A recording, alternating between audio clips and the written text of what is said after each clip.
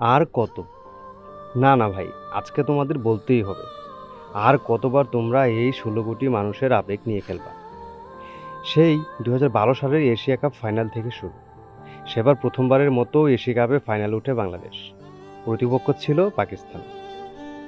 শেষ ২ বলে বাংলাদেশের প্রয়োজন ছিল ৪ রান। হাতে উইকেটও ছিল ৪টে। সেই শ্বাসরুদ্ধকর ম্যাচে আমরা হেরে যাই মাত্র ২ রানে। সেদিন অঝরে কেঁদেছিল কোটি কোটি ক্রিকেটপ্রেমী বাঙালি। এরপর আসি ২০১৬ সালের টি-২০ ওয়ার্ল্ড কাপের কথায়। সুপার 10-এ গুরুত্বপূর্ণ ম্যাচে বাংলাদেশের মুখোমুখি হয়েছিল শক্তিশালী প্রতিপক্ষ ভারতের। সে ম্যাচে ভারত বাংলাদেশকে ১৪৭ রানের টার্গেট ছুড়ে দেয়। জয়ের জন্য বাংলাদেশের শেষ ৩ বলে প্রয়োজন ছিল মাত্র ২ রান। হাতে উইকেটও ছিল ৪টি। ক্রিজে তখনও আছেন মিস্টার ডিপেন্ডেবল মুশফিকুর রহিম ও সাইলেন্ট কিলার মাহমুদুল্লাহ। সে ম্যাচটাও আমরা হেরে যাই মাত্র ১ রানে। এবার আসি ২০১৮ সালের নিদাহাস ট্রফির ফাইনাল ম্যাচে। বাংলাদেশ, ভারত ও শ্রীলঙ্কার ট্রাইনেশন সিরিজ। সেবার শ্বাসরুদ্ধকর ম্যাচে শ্রীলঙ্কাকে হারিয়ে প্রথমবারের মতো কোনো ট্রাইনেশন সিরিজে ফাইনাল উঠে বাংলাদেশ। বাংলাদেশ আগে ব্যাট করে ভারতকে ১৪৭ রানের টার্গেট দেয়। শেষ অবধি ম্যাচটা বাংলাদেশের পক্ষেই ছিল। শেষ ওভারে জয়ের জন্য ভারতের প্রয়োজন ছিল ১২ রান। আর শেষ বলে তখনও প্রয়োজন ৫ রান।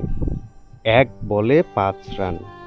স্ট্রাইকে দীনেশ কার্তিক আর বোলিংয়ে সৌম্য সরকার। শেষ বলে সৌম্য সরকারকে ছক্কা হাঁকিয়ে ফাইনাল জিতে নেয় ভারত। সেদিন কোটি বাঙালি আরও একবার অশ্রুসিক্ত হয়।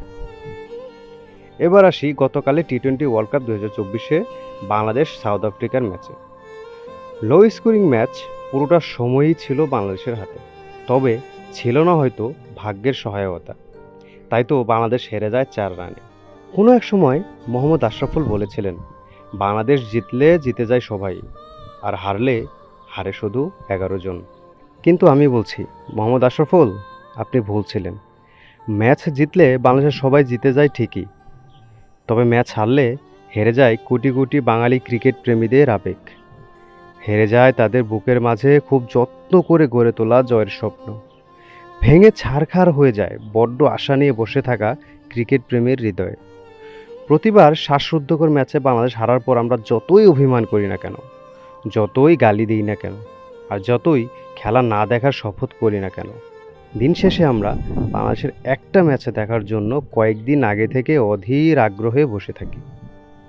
পুরনো সব ব্যথা ভুলে গিয়ে মনে মনে নতুন করে স্বপ্ন দেখি।